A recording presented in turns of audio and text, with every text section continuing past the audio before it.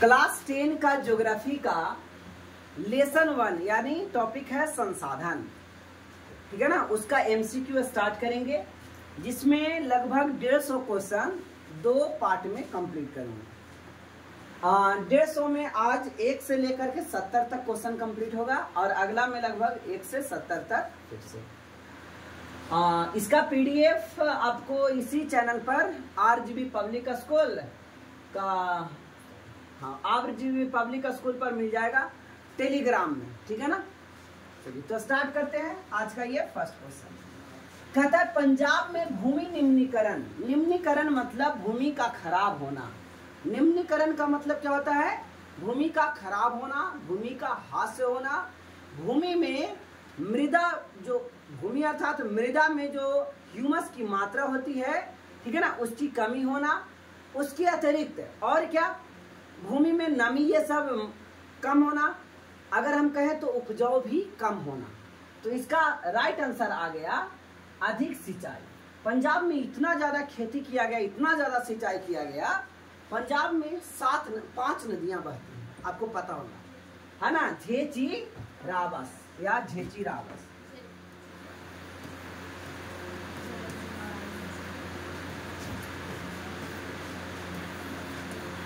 झेची रावस। झे से क्या हो गया? झेलम। झे से क्या हो गया बच्चे? झेलम। झेलम, चिनाव, चिनाव, रावी, ब्यास, सतलज, जिसको आज नया नाम सतलुज है। क्या है? सतलुज, ठीक है ना बेटा। तो ये 5 बड़ी नदियां, हिमालय से निकलने वाली ये 5 बड़ी नदियां पंजाब से होकर के गुजरती है। तो ऑब्वियसली बात है कि यहाँ पानी की कोई कमी नहीं है। यहाँ गहन कृषि होती है। इतना ज्यादा गहन कृषि हुई, गहन खेती होती है, लेकिन इसका मतलब ये नहीं है कि निम्नीकरण हो जाएगा। गहन कृषि मतलब जल्दी खेत को परती ही नहीं छोड़ा जाता है। अभी एक फसल लगाए, उसको काटे, फिर दूसरा फसल लगा दिए, उसको काटे, अगला फसल फिर लगा दिए। यानी कभी भी उसको अदर ह्यूमस आने के लिए कभी उसको छोड़े नहीं, परती कभी छोड़े नहीं, कि जो उर्वरा शक्ति घट गई है भूमि में वो दोबारा आ पाए, ऐसा छोड़ा नहीं, ठीक है। तो इसका राइट आंसर हो जाएगा, इतना ज्यादा कृषि की गई है, सॉरी सिंचाई की गई है, तो भूमि क्या हो रही है? धीरे धीरे बंजर के कगार पर पहुंच रहा है, ठीक है बच्चे। अगला क्वेश्चन देखते हैं। किस खनिज को उद्योगों की जननी माना जाता है? उद्योग की जननी माना जाता है। उद्योग की जननी किस खनिज को, कौन सा ऐसा खनिज है, कौन सा ऐसा मिनरल्स है जो उद्योग को जन्म दिया? अगर ये नहीं होता तो उद्योग भी नहीं लगता।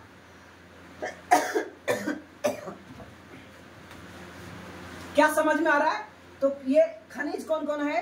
लोहा, सोना है, तांबा है, लोहा है, मैग्नीज है। इसमें कौन सा ऐसा खनिज आया जो उद्योग यानी इंडस्ट्री को लगने में मदद किया? सोना इंडस्ट्री को लगने में मदद नहीं कर सकता। सोना से आप पैसा कमा सकते हैं, है ना। तांबा सबसे, अगर आपको मशीन बनानी, उद्योग मतलब बड़े बड़े मशीन, छोटा छोटा मशीन उद्योग में नहीं लगता, बड़े बड़े मशीन लगते। बड़े बड़े मशीन, हैवी मशीन, ये किसका होगा? ऑब्वियसली लोहा का होगा। अगर आपको ट्रेन बनाना है तो बताइए, ट्रेन के लिए क्या तांबा से बना दोगे? सोना से बना दोगे? इसके लिए मजबूती इतना ज्यादा लोहा के पास है, इतना ज्यादा मजबूती और किसी ऐसे ड्यूरालीमन एक है धातु, मिश्र धातु, इसके पास भी बहुत ज्यादा मजबूती है। लेकिन कारण क्या, ये बहुत महंगा मिलता है और लोहा क्या, सस्ता मिलता है। सस्ता होने के बावजूद भी ये बहुत मजबूत है। तो इंडस्ट्री लगाने में सबसे प्रमुख योगदान किस धातु का रहा है? तो इसका आंसर क्या हो जाएगा? लोहा का रहा है। इसका आंसर क्या होगा? लोहा। तो बोलो बच्चे, समझ में आ गया कि किस खनिज को उद्योगों की जननी माना गया है? तो आंसर हो गया लोहा को। मेढक के प्रजनन को नष्ट करने वाला रसायन कौन है? यानी देखिए, मेढक बहुत अच्छा चीज है।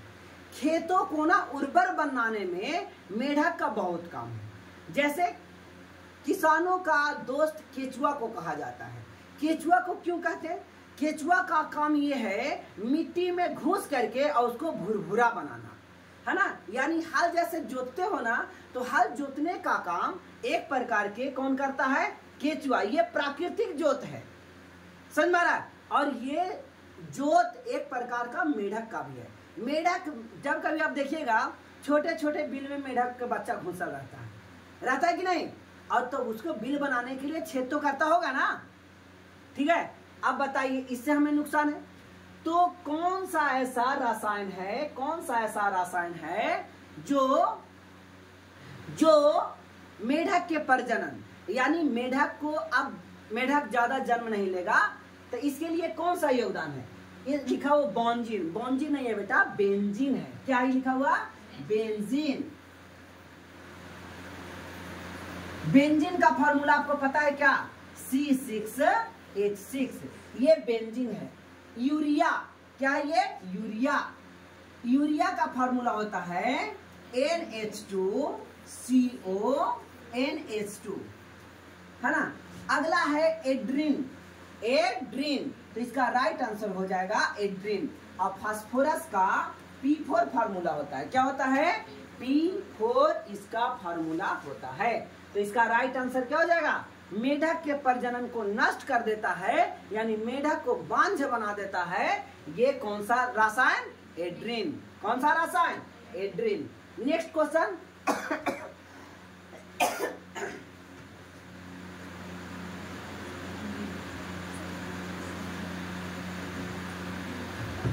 मरुस्थलीय मृदा का विस्तार निम्नलिखित में से कहां है?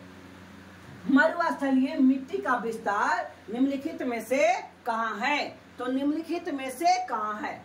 उत्तर प्रदेश, राजस्थान, कर्नाटक, महाराष्ट्र। तो मरुस्थलीय विकास सबसे ज्यादा मरुस्थल भारत में थार मरुस्थल है। और ये जो थार मरुस्थल है कहाँ है? राजस्थान में। कहाँ पे है? राजस्थान। जैसे कि हम एक मैप से, आप इसको छोटा सा एक मैप से इसको आपको मैं बताने की कोशिश कर रहा हूँ, कहाँ पे ये राजस्थान है।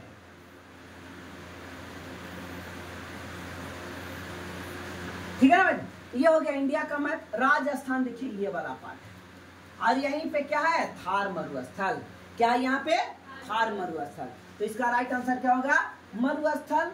इसको रेगिस्तान भी बोला जाता है, कंफ्यूज नहीं होइएगा। मरुस्थल को रेगिस्तान, ध्यान देके सुनो, कान लगा के। रेगिस्तान या मरुस्थल इंग्लिश में डेजर्ट कहा जाता है। तो ये राजस्थान। सोपानी कृषि किस राज्य में प्रचलित है?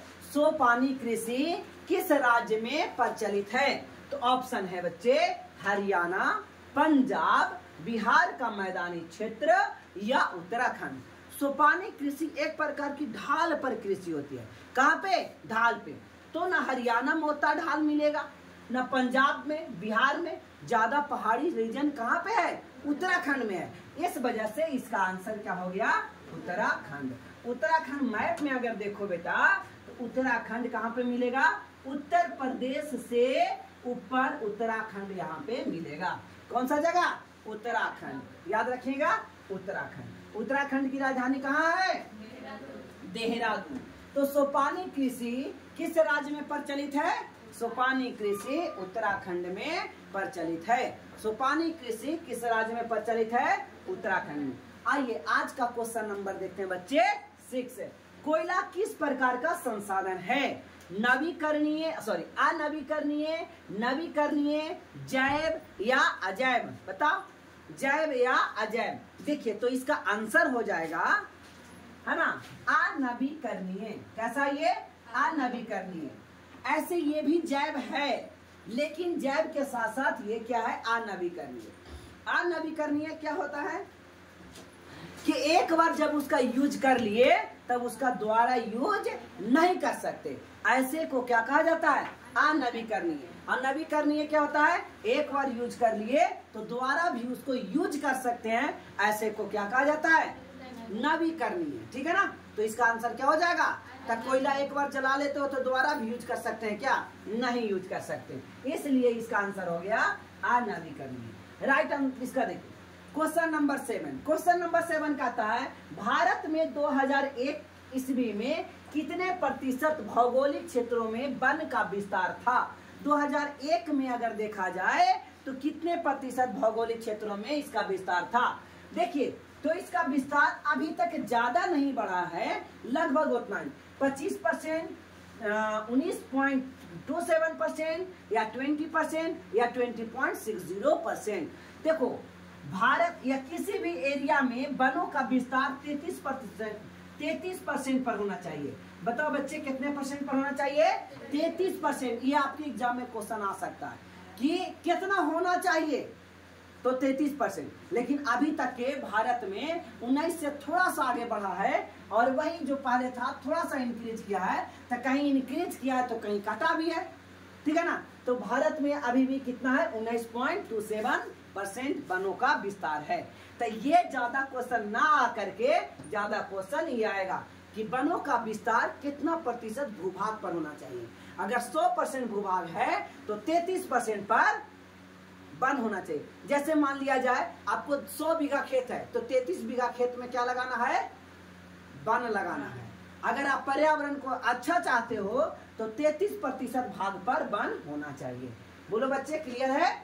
अगला क्वेश्चन, प्राणियों के शरीर में कितना प्रतिशत जल की मात्रा पाई जाती है? निहित होता है मतलब पाई जाती है। ऑप्शन है 55%, 60%, 65% या फिर 70%। तो इसका राइट आंसर हो जाएगा 55%, है ना। हाँ सॉरी 65 में किया ही, है ना। तो प्राणियों के शरीर में कितना परसेंट पानी पाया जाता है? तो 65 से लेकर 70 के बीच में पाया जाता है। तो याद रखना 65%। कितना परसेंट? हमारे शरीर में कितना परसेंट पानी है? तो ये 65% पानी है। बृहत क्षेत्र में जल का उपस्थिति के कारण पृथ्वी को क्या कहते हैं? यानी बहुत सा क्षेत्र पर जल है। पृथ्वी के 71% भाग पर बच्चे क्या है? जल है, और 29% भाग पर क्या है? स्थल है, ठीक है ना। भूभाग है, स्थल है। तो इसके कारण पृथ्वी को उजला ग्रह, नीला ग्रह, लाल ग्रह, हरा ग्रह, तो इसका राइट आंसर आ जाएगा नीला ग्रह, यानी ब्लू प्लैनेट कहा जाता है, नीला ग्रह कहा जाता है। क्या कहा जाता है? नीला ग्रह कहा जाता है। सबसे यहाँ पृथ्वी, इसी के कारण पृथ्वी का रंग ऊपर से जब देखोगे तो कैसा नजर आएगा? ब्लू आएगा, ठीक है ना। समझ में आया? आकाश का रंग देखोगे तब काला नजर आएगा, है ना, पृथ्वी सतह से ऊपर। आइए, काली मृदा का दूसरा नाम क्या है? काली मिट्टी का दूसरा नाम क्या है? ब्लैक सॉइल का बलुई मिट्टी, रेगड़ मिट्टी या रेगुड़ मिट्टी, लाल मिट्टी या पर्वतीय मिट्टी। तो इसका राइट आंसर हो जाएगा, ध्यान कहाँ रहता है रे? इसका राइट आंसर हो जाएगा रेगड़ मिट्टी या रेगुड़ मिट्टी। क्या हो जाएगा? रेगड़ मिट्टी, ठीक है। तो काली मिट्टी को एक और नाम दिया जाता है रेगड़।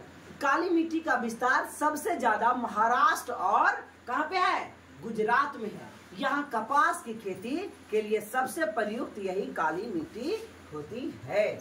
समझे बच्चे? अगला क्वेश्चन कहता है FAO के वानिकी रिपोर्ट के अनुसार, यानी फॉरेस्ट डिवीजन के लिए वानिकी रिपोर्ट के अनुसार 1948 ईस्वी में विश्व में कितने हेक्टेयर भूमि पर वन का विस्तार था? 1948 की बात कर रहा है, पूरा विश्व के हैं। कितना हेक्टेयर वन का विस्तार था? तो ऑप्शन है 6 अरब हेक्टेयर, 4 अरब हेक्टेयर, 8 अरब हेक्टेयर या फिर 5 अरब हेक्टेयर। तो इसका राइट आंसर क्या हो जाएगा? 4 अरब हेक्टेयर, ठीक है ना। इंपॉर्टेंट ये नहीं था। संविधान की धारा 21 का संबंध किससे है? संविधान की धारा 21 का संबंध किससे है? कहता है अन्य जीवित तथा, ये तथा है भाई, अन्य जीवों तथा प्राकृतिक संसाधनों के संरक्षण से, मृदा संरक्षण से, जल संसाधन से या खनिज संपदा संसाधन से। तो इसका राइट आंसर हो जाएगा संविधान की धारा 21 का संबंध है जीवों और प्राकृतिक संसाधनों के संरक्षण से। संरक्षण मतलब बचाव। संरक्षण मतलब क्या होता है बच्चे? बचाव। बिहार में अति जल दोहन से किस तत्व का संकेंद्रण बढ़ रहा है? यानी सब कौन सा तत्व बढ़ रहा है? किसका बढ़ रहा है? जल का ज्यादा दोहन होने से फ्लोराइड, क्लोराइड, आर्सेनिक या लोहा, है ना। तो किसकी मात्रा बढ़ रही है? तो इसका आंसर हो जाएगा आर्सेनिक की मात्रा बढ़ रही है। किसकी मात्रा बढ़ रही है बच्चे? आर्सेनिक की मात्रा बढ़ रही है। बिहार में कितने प्रतिशत भौगोलिक क्षेत्र में वन का फैलाव है? तो वन का विस्तार कितने क्षेत्र में है? 15%, 20%, 25% या फिर 7%? तो इसका राइट आंसर क्या हो जाएगा? 7%। यानी अभी हम लोग को पहुंचने में बहुत दिन लग जाएगा, ठीक है ना। चाहिए 33% और अभी हमारा कितना परसेंट योगदान है? मात्र 7% है। सबसे ज्यादा वन किस राज्य में है? कौन बताएंगे? सबसे ज्यादा वन मध्य प्रदेश में है। किस राज्य में है? मध्य प्रदेश में। सबसे ज्यादा, बहुत इंपॉर्टेंट क्वेश्चन है ये। सबसे ज्यादा वन मध्य प्रदेश में है। किस प्रदेश में है बेटे? मध्य प्रदेश में। सबसे ज्यादा वनों का विस्तार मध्य प्रदेश में है। सबसे ज्यादा वनों का विस्तार कहाँ है? मध्य प्रदेश में है। अगर क्षेत्रफल के दृष्टि से कहा जाए, ए लड़का ध्यान दो यार, अगर क्षेत्रफल के दृष्टि से कहा जाए तो सबसे ज्यादा वनों का विस्तार अरुणाचल प्रदेश में है ना। कम एरिया में ज्यादा वन है उसके पास, समझ में? उसको कहते हैं क्षेत्रफल की दृष्टि से। भारत का राष्ट्रीय पक्षी क्या है? भारत का राष्ट्रीय पक्षी क्या है? ये तो सारे लोग बताएंगे। भारत का राष्ट्रीय पक्षी कबूतर है। क्या है? है ना, कि कबूतर है? कबूतर, हंस, मोर या तोता? तो इसका राइट आंसर क्या हो गया? मोर है। पिका कतर निम्न में से कौन सा जानवर केवल भारत में ही पाया जाता है? तो ऑप्शन है घड़ियाल, डॉल्फिन, डेल नहीं, वेल। क्या है बेटा? वेल। क्या? वेल। आधा ह वे ल, वेल। तो इसका राइट आंसर क्या होगा? और ये कछुआ। इसका राइट आंसर है घड़ियाल। क्या ये? घड़ियाल। घड़ियाल और मगरमच्छ में ज्यादा का अंतर नहीं है, थोड़ा का अंतर है। मगरमच्छ के जो उसका आगे थोथुन रहता है उस पर कुछ नहीं रहेगा, सपाट रहेगा, और घड़ियाल के वो घड़ा में उठा रहेगा। बस इतने अंतर है, ठीक है ना। मैं देखा हूँ घड़ियाल, पटना चिड़ियाघर में गया था तो वहां पे घड़ियाल देखे थे, ठीक है ना। तो घड़ियाल सिर्फ और सिर्फ भारत में पाया जाता है। प्राकृतिक गैस किस खनिज के साथ पाया जाता है? प्राकृतिक गैस यानी नेचुरल गैस किस खनिज के साथ पाया जाता है? तो प्राकृतिक गैस यूरेनियम के साथ कभी नहीं पाया जाएगा। यूरेनियम, पेट्रोलियम, चूना पत्थर या इनमें से कोई नहीं। ये ऐसे लिखा गया यार, यहाँ बीच में जगह नहीं,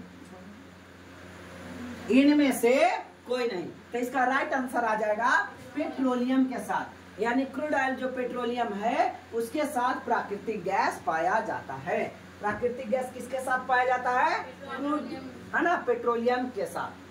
किसका कथन है? संसाधन होते नहीं बनते हैं। संसाधन होते नहीं, है ना, बनते हैं। जैसे मान लिया जाए बहुत सा मिनरल्स अभी भी जमीन के अंदर दबे हैं, तो अभी वो संसाधन नहीं है, निकाले जाएंगे तब संसाधन होंगे, है ना। तो संसाधन होते नहीं, संसाधन को क्या किया जाता है? बनते। जैसे मान लिया जाए हजारों साल से कोई गंगा नदी पहाड़ों से बहती आ रही है, गोमुख से, ठीक है ना। अब वहां पे टरबाइन लगा करके क्या बिजली उत्पन्न किया जा सकता है, लेकिन पहले बिजली के बारे में किसी का नॉलेज ही नहीं था। तो धीरे धीरे इसमें इम्प्रूव हुआ, यानी कहा गया इस प्रकार से संसाधन बनते नहीं, संसाधन होते नहीं, संसाधन बनाए जाते हैं।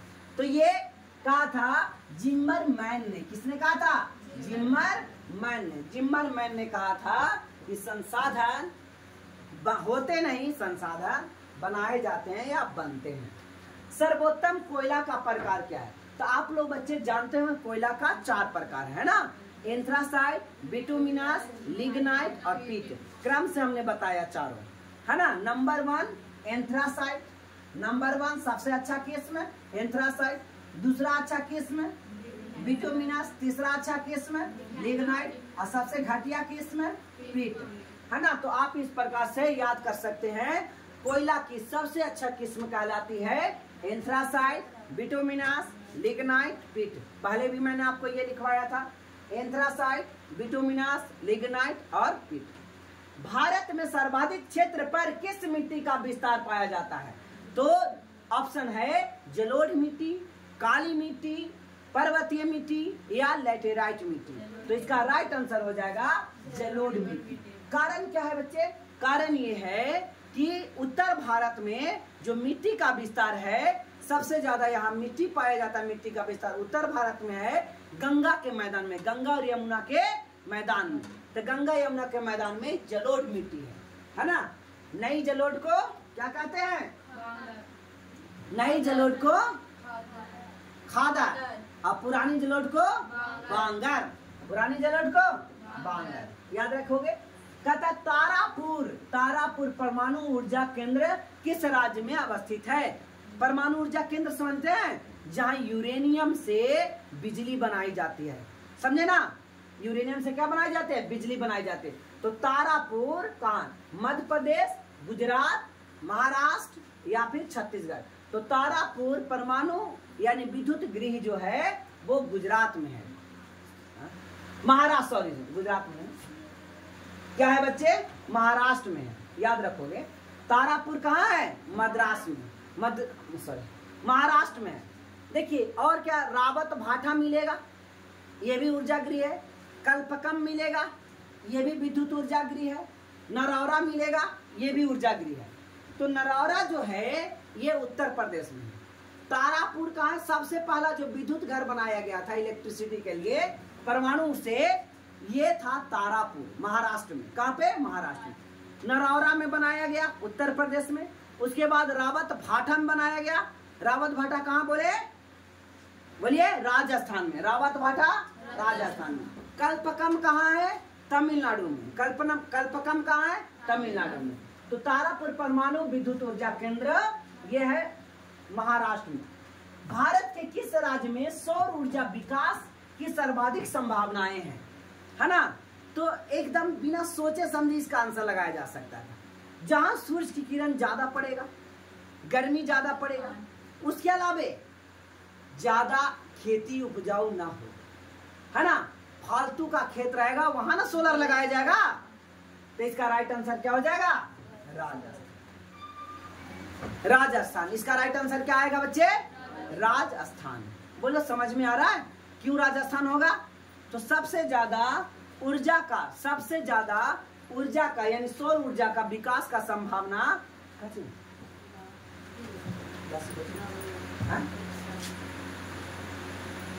पेचकस कहाँ रखा है जी?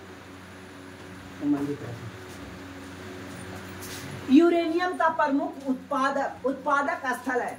यूरेनियम भारत में, हाँ वही यूरेनियम भारत में सबसे ज्यादा कहाँ मिलता है? दिग्बोई, झरिया, घाटशिला या जादूगोड़ा। तो इसका राइट आंसर हो जाएगा जादूगोड़ा। जादूगोड़ा कहाँ है बच्चे? झारखंड में है। जादूगोड़ा कहाँ है? झारखंड में है। याद रखोगे, जादूगोड़ा से भारत में यूरेनियम मिलता है। और विश्व में सबसे ज्यादा यूरेनियम कजाकिस्तान में मिलता है। कहाँ मिलता है? कजाकिस्तान में मिलता है। और भारत में यूरेनियम जादूगोड़ा में मिलता है। भारत में यूरेनियम कहाँ मिलता है? जादूगोड़ा में मिलता है। जादूगोड़ा कहाँ है बच्चे? तो जादूगोड़ा झारखंड में है। निम्न प्राकृतिक संपदाओं में किसका भंडार सीमित है? निम्न प्राकृतिक संपदाओं में सबसे कम भंडारण है कोयला का, हवा का, मिट्टी का, सौर शक्ति का। तो ये तो एक बच्चा भी इसका आंसर लगाएगा। इसका राइट आंसर क्या हो जाएगा? कोयला का। हवा बहुत है, मिट्टी भी बहुत है, सौर शक्ति जितना पैनल लगाओगे वो भी बहुत है। दिक्कत किसकी है? कोयला की, है ना। जितना जमीन में कोयला है वो सीमित मात्रा में है। कहते हैं सीमेंट उद्योग का सबसे प्रमुख कच्चा माल यानी रॉ मटेरियल कौन सा है? कच्चा माल रॉ मटेरियल कौन सा है? चूना पत्थर, बॉक्साइड, ग्रेनाइट, लोहा। तो सीमेंट किससे बनता है? सभी लोग जानते हैं सीमेंट किससे बनता है? चूना पत्थर से बनता है। तो सीमेंट किससे बनता है? चूना, यानी चूना पत्थर इसके लिए रॉ मटेरियल हो गया, कच्चा पदार्थ हो गया। क्या हो गया बच्चे? कच्चा पदार्थ। एल्यूमिनियम बनाने के लिए किस खनिज की आवश्यकता पड़ती है? एल्यूमिनियम यानी अल्युमिनियम को निर्माण करने के लिए अल्युमिनियम का शुद्धिकरण किस अयस्क से किया जाता है? तो जैसे लोहा का शुद्धिकरण हेमाटाइट से होता है, ठीक उसी प्रकार से अल्युमिनियम का शुद्धिकरण मैग्नीज, टीन, लोहा, बॉक्साइट। तो इसका राइट आंसर बॉक्साइट। अरे मैग्नीज तो एक धातु खुद है, टीन तो धातु खुद है, लोहा तो धातु खुद है, लेकिन बॉक्साइट क्या है? अयस्क है। किसका अयस्क है? एल्यूमिनियम का। बहुत इंपॉर्टेंट है, ठीक है ना। एल्यूमिनियम का और भी अयस्क है जैसे क्रोयोलाइट।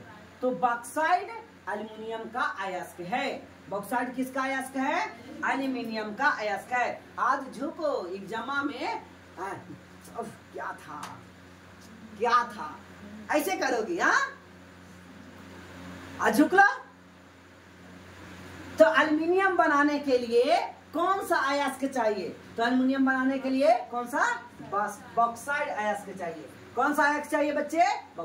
कहता 1 टन इस्पात बनाने के लिए, इस्पात मतलब स्टील, इस्पात मतलब बनाने के लिए कितना मैग्नीज का उपयोग होता है? तो देखिए इस्पात बनाने के लिए, स्टील बनाने के लिए सबसे ज्यादा लोहा लगता है। क्या लगता है? लोहा लगता है। मात्र 5 किलो, 10 किलो, 15 किलो, 20 किलो, मात्र 10 किलो मैग्नीज लगेगा और स्टील बन जाएगा। स्टील में जंग नहीं लगता है ना। स्टील में लोहा में स्टील मिला दोगे तो, लोहा में मैग्नीज मिला दोगे तो स्टील बन जाएगा। और लोहा में जंग बहुत लगता है और मैग्नीज मिला देंगे तो अब लोहा में जंग नहीं लगेगा। तो जंग न लगने वाले लोहा को स्टील कहते हैं, ठीक है ना। देखिएगा चाकू खरीदिएगा, चम्मच, इस सब पर स्टेनलेस स्टील लिखा रहता है, ठीक है ना। तो स्टील में क्या क्या मिश्र धातु रहता है? लोहा और मैग्नीज। लोहा और तो ज्यादा मात्रा में लोहा की ज्यादा मात्रा में मैग्नीज। सोचिए ना 1 ton, 1 ton 10 quintal, 10 quintal steel बनाना है और मात्र उसमें 10 किलो क्या लगेगा बच्चे? मैग्नीज लगेगा। मैग्नीज का सिंबल क्या होता है? Mn और मैग्नीशियम का सिंबल Mg। कौन सा भारत का सबसे बड़ा लौह उत्पादक राज्य है? लोहा सबसे ज्यादा कहां से निकलता है? कर्नाटक, गोवा, उड़ीसा, झारखंड, ठीक है ना। तो इसका राइट आंसर ऐसे उड़ीसा होना चाहिए था। थोड़ा सा मैं गूगल कर लेता हूं।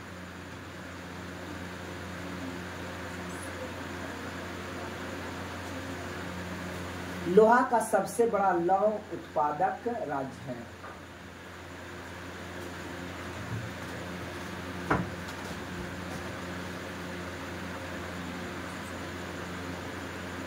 देखिए, तो इसका राइट आंसर हो जाएगा कर्नाटक। क्या होगा right answer?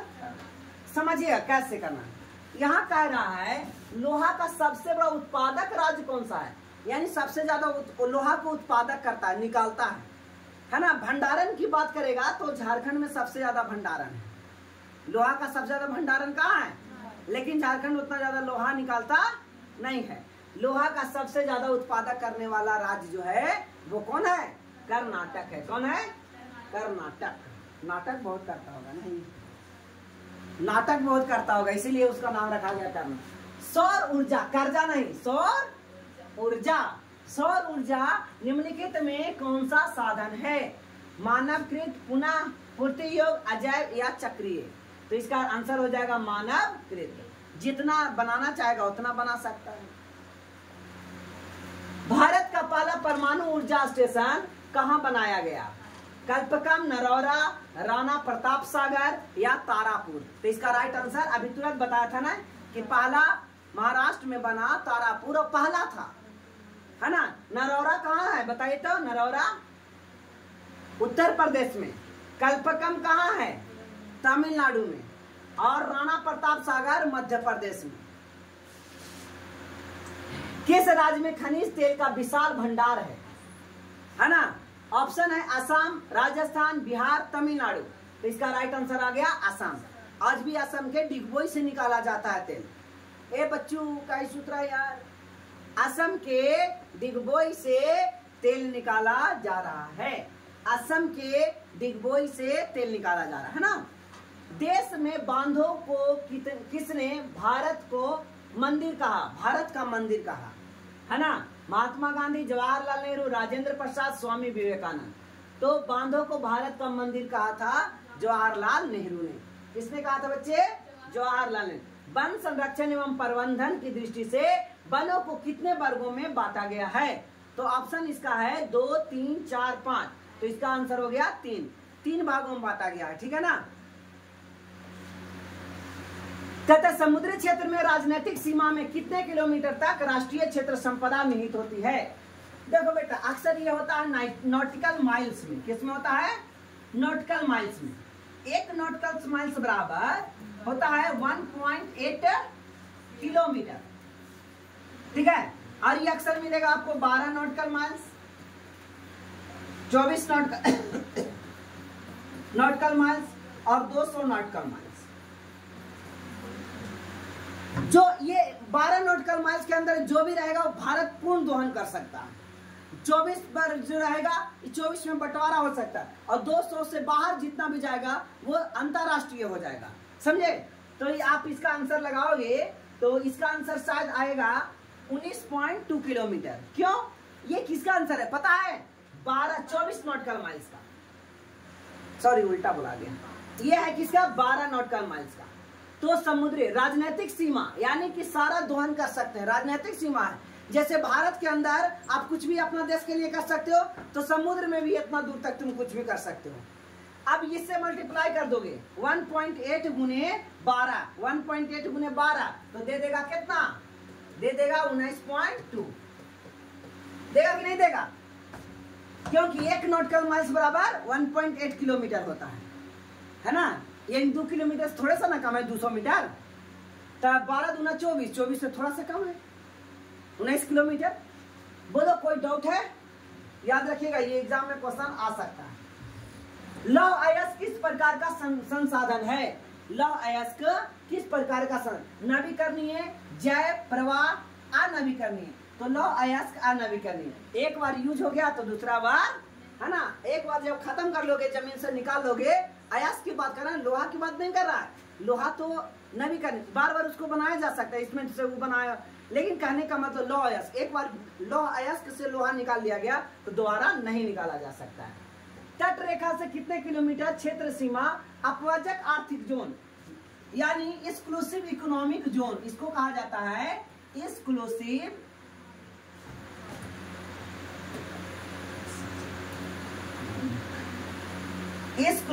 Economic zone, ECZ कहा जाता है। तो इसका आंसर 200 नॉटिकल्स, अभी तुरंत बताया था।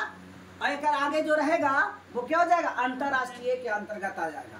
फिर आप कुछ भी नहीं निकाल सकते। मान लो कि वहां से पेट्रोलियम निकालना है तो आपको वर्ल्ड बैंक से पूछना पड़ेगा, अंतरराष्ट्रीय संस्थाएं से पूछना पड़ेगा। तो 200 नॉटिकल माइल्स, कितना नॉटिकल माइल्स बचे? 200 नॉटिकल माइल्स। आगे, डाकुओं की अर्थव्यवस्था का संबंध किससे है? संसाधन के संसाधन संग्रहण से, संसाधन का अति नियोजित विदोहन से, संसाधन के नियोजित दोहन से, या इनमें से कोई नहीं। तो देखिए ये तो बिल्कुल नहीं होगा। संसाधन के नियोजित माने अच्छा से उसको यूज करो, तो यूज करेगा तो कर डाकू का दोगे। संसाधन के संरक्षण करने से, तो ये भी तो नहीं होगा। संसाधन के जब अच्छा संरक्षण करेगा तो उसको डाकू कर देंगे। अरे डाकू का मतलब क्या हो गया? कि खराब काम करता होगा, यानी संसाधन को जैसे तैसे प्रयोग में लाता होगा, है ना। आप भी डाकू हैं, अगर पानी को ऐसे ही बेकार से बिक देते हैं तो आप भी क्या कहलाओगे? डाकू कहलाओगे। तो डाकुओं की अर्थव्यवस्था का संबंध किसे है? संसाधन के अनियोजित विदोहन से है। कहता है स्वार्य ऊर्जा, नहीं स्वार्य नहीं बेटा, ज्वारीय ऊर्जा। क्या? ज्वारीय ऊर्जा। कौन सा ऊर्जा? ज्वारीय ऊर्जा निम्नलिखित में से किस प्रकार का संसाधन है? तब पुनः पूर्ति योग, मानवकृत, अजैव या अचक्रीय। तो इसका राइट आंसर पुनः। ज्वार और भाटा समुद्र में आते रहता है, इससे क्या होता है? बिजली उत्पन्न की जाती है, अलग अलग चीजें बनाई जाती है, तो ये पुनः पूर्ति योग है। कहता है इनमें से किस राज्य में काली मृदा पाई जाती है? इनमें से किस राज्य में काली मिट्टी यानी मृदा पाई जाती है ना। इसका क्वेश्चन का आंसर अभी कुछ देर पहले ही दिया गया। जम्मू कश्मीर, जम्मू और कश्मीर, जम्मू कश्मीर, गुजरात, राजस्थान या फिर झारखंड। इसका राइट आंसर गुजरात और महाराष्ट्र में पाया जाता है, यहाँ महाराष्ट्र ऑप्शन। काली मृदा किस फसल के लिए अधिक उपयोगी है? गेहूं, कपास, चावल, ईख। तो इसका राइट आंसर क्या हो जाएगा? कपास। इसीलिए गुजरात और महाराष्ट्र में है ना काली मिट्टी है, वहाँ कपास होता है, इसीलिए सबसे ज्यादा कपड़ा उद्योग वहाँ है ना। टेक्सटाइल इंडस्ट्री सबसे ज्यादा कहाँ है? गुजरात और महाराष्ट्र में। कहता है डकन ट्रेड का निर्माण कैसे हुआ? डकन ट्रेड, डकन ट्रैप है यार, ट्रेड नहीं, ट्रैप, डकन ट्रैप। तो डकन ट्रैप मतलब डकन ट्रैप यानी आप ये जानते हो, हाँ दक्कन का, ऐसा दक्कन का पठार बना हुआ है। तो दक्कन का पठार लावा के प्रवाह से, रेगुल मिट्टी से, तो काली मिट्टी यहाँ पे दक्कन में होता है नहीं, ठीक है ना, प्राचीन जलोढ़ से या इनमें से कोई। तो लावा के प्रवाह से, लावा से बड़ा मजबूत चट्टानी है, यहाँ भूकंप नहीं आता है। दक्षिण भारत में, उत्तर भारत में तो भूकंप आता है थोड़ा बहुत, दक्षिण भारत में भूकंप नहीं आता है क्योंकि लावा से ये बना हो। हमारे देश का कुल क्षेत्रफल कितना है? तो सबको पता होगा, ये 32 लाख कितना है पता है आप लोगों को पूरा एग्जैक्ट?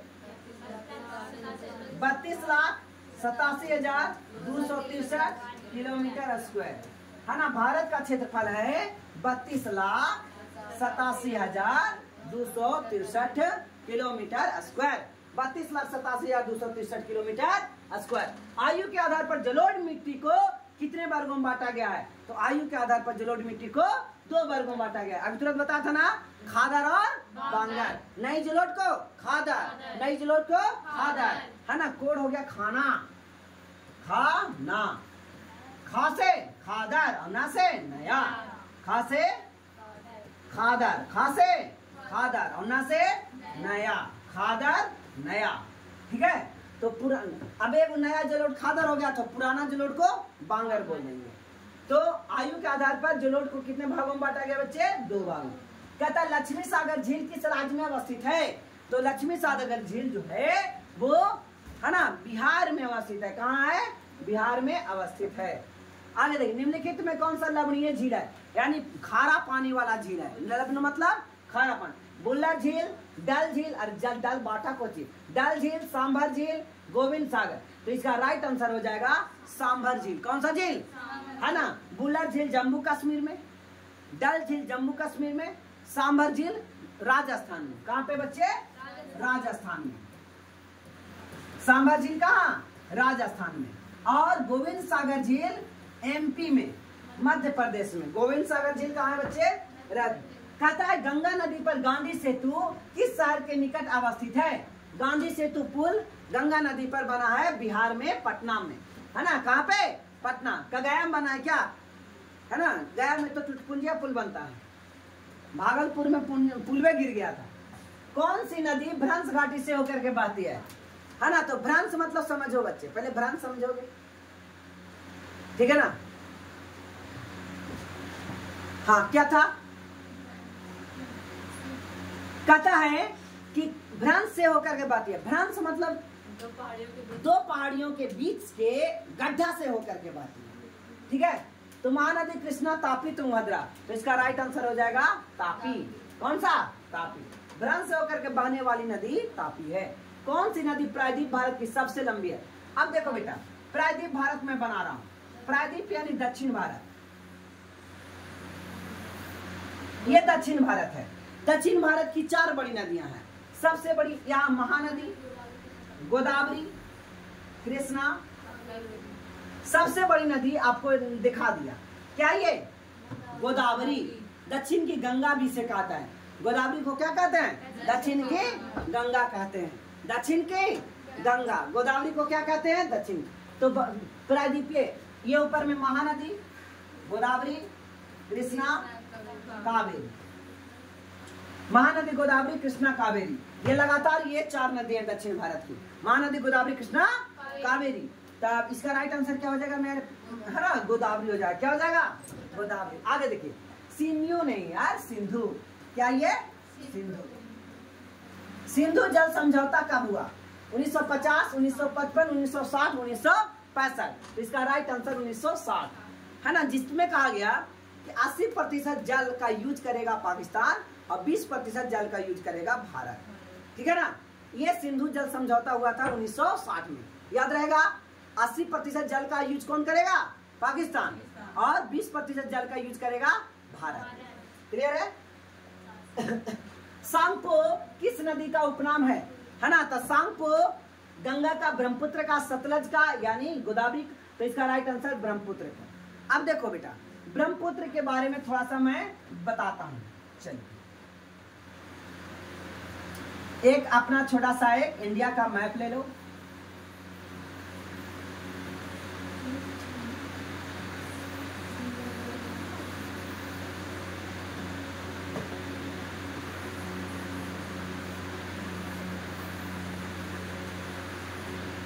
देखिए, यहाँ है एक मानसरोवर झील। क्या है ये?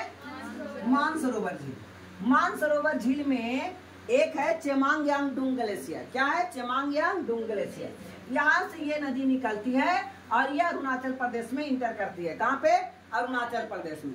तो यहाँ पे इसको यांगरुल जांगबो कहते हैं। क्या बोलते हैं? यांगरुल जांगबो। यांगरुल जांगबो, यांगरुल जांगबो, याद रहेगा। और यहाँ पे इसको सांगपो, TSANGPHO, सांगपो का स्पेलिंग ऐसे लिखाएगा बेटा, टी से शुरू होगा, TSANGPHO, सांगपो। ठीक है? जैसे ही अब यहाँ पे यांगरुल जांगबो नाम है, ठीक है ना, तिब्बत में। फिर चीन में उसको सांगपो भी कहते हैं। जैसे ही ये यहाँ पे अरुणाचल प्रदेश में इंटर किया तो इसको दिहांग बोलेंगे। क्या बोलेंगे? दिहांग बोलेंगे। क्या बोलेंगे? दिहांग। आगे ये नदी असम में आती है। कहाँ आती है? असम में। असम में इसको ब्रह्मपुत्र बोला जाता है। क्या बोला जाता है? ब्रह्मपुत्र। और यहीं पे ब्रह्मपुत्र के पास असम में ही, है ना, विश्व की सबसे बड़ी नदी द्वीप माजुली भी है। विश्व की सबसे बड़ी नदी द्वीप कौन सा है? माजुली। यहीं पे जब ये नदी धीरे धीरे बढ़ करके बांग्लादेश में आती है, कौन सा जगह पे? बांग्लादेश। ये बांग्लादेश है। बांग्लादेश में इसको जमुना कहते हैं। क्या कहते हैं? जमुना कहते हैं। और इधर से भी ये गंगा नदी आती है, बांग्लादेश में मिलती है। तो बांग्लादेश में जब गंगा नदी मिलती है तब इसको कहते हैं मेघना। क्या बोलते हैं? सॉरी, पद्मा कहते हैं। क्या कहते हैं बेटे? पद्मा, पद्मा, पद्मा। और लास्ट में गिरते समय इसको मेघना कहा जाता है ना। तो इस प्रकार ब्रह्मपुत्र का नाम बहुत सा है, अलग अलग जगहों पर अलग अलग नाम से जाना गया। सबसे पहले इसको यांगरुल जांगबो, सांगपो, दिहांग, ब्रह्मपुत्र, जमुना, फिर मेघना और लास्ट में पद्मा, है ना। लास्ट में क्या? उल्टा बुला दिया क्या? आगे हो गया मेघना और तब हो गया पद्मा। उन्हें उल्टा लिख दिए। सबसे पहले कौन? पद्मा और लास्ट में मेघना। सबसे अंतिम में क्या? मेघना।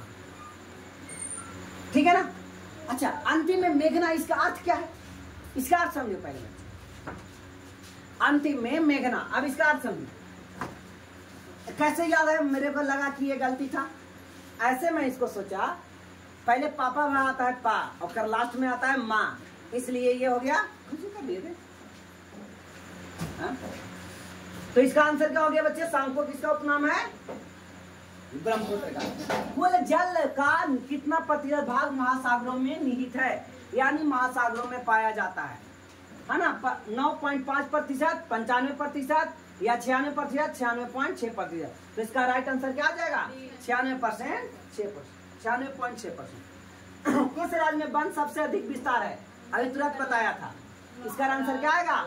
मध्य प्रदेश। इसका आंसर क्या आएगा? मध्य प्रदेश। सबसे ज्यादा वन का विस्तार मध्य प्रदेश में है। 1951 से 1980 ईस्वी तक लगभग कितना वर्ग किलोमीटर वन क्षेत्र कृषि में परिवर्तित हुआ, यानी वन क्षेत्र कृषि में बदल गया। बड़ी खराब बात हुई है ना। तो लगभग 26,200 वर्ग किलोमीटर क्षेत्र में, लाख वर्ग किलोमीटर में, है ना, क्या हुआ है? वन क्षेत्र कृषि में बदल गया। पहले इतना था, बाद में कट गया। प्राकृतिक संसाधनों के संरक्षण हेतु 1968 ईस्वी में कौन से कन्वेक्शन यानी कौन से सम्मेलन किया गया? अफ्रीकी कन्वेक्शन, वेटलैंड्स कन्वेक्शन, विश्व आपदा कन्वेक्शन, या इनमें से कोई नहीं। तो इसका राइट आंसर हो जाएगा, है ना, वेटलैंड्स कन्वेक्शन। क्या हो जाएगा? Wetlands convection.